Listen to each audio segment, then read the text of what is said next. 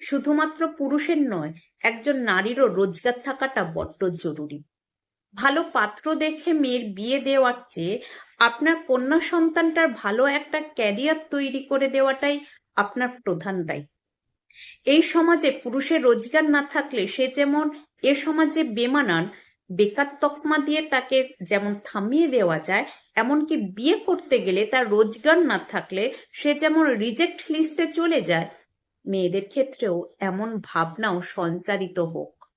বিশেষত সেই সব বাবা মায়েদের মধ্যে যারা রোজগেরে পাত্র দেখে পাত্রস্থ করাটাকে মেয়ের নিরাপদ নিশ্চিন্ত জীবন বলে ভেবে নিয়েছে।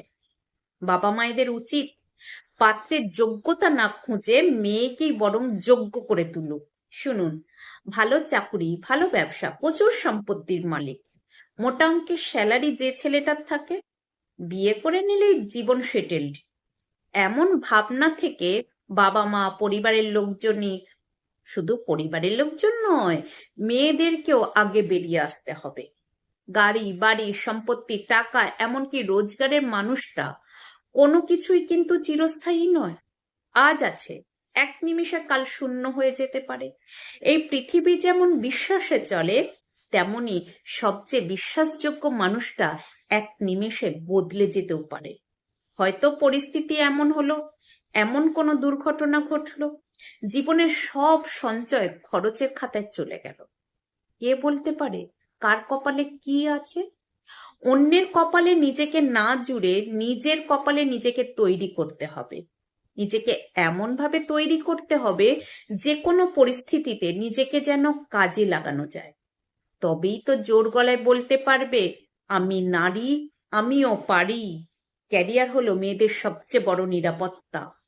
এতে যেমন নিজের যোগ্যতা তৈরি হয়, তেমনি নিজের চিন্তা, নিজের স্বাধীনতা, নিজের মত প্রকাশ, পরিবারের পাশে থাকা, এমনকি কঠিন পরিস্থিতির সাথে মোকাবিলা করার মতো শক্তিও তার মধ্যে সঞ্চারিত হয়।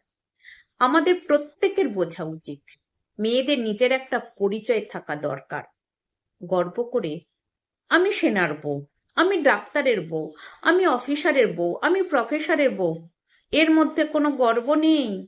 এর মধ্যে কোনো গর্ব আছে? অন্যের কাঁধে ভর দিয়ে চলার মধ্যে নিজের অন্তত স্বাধীনতা থাকে না। বরং মেয়েরা অহংকার করুক নিজের যোগ্যতায়। সে জোর গলায় বলুক, আমি পাইলট, আমি ডাক্তার, আমি নার্স, আমি বিউটিশিয়ান, আমি শিক্ষিকা। আরো অজস্র নামে মেয়েরা পরিচিত হোক।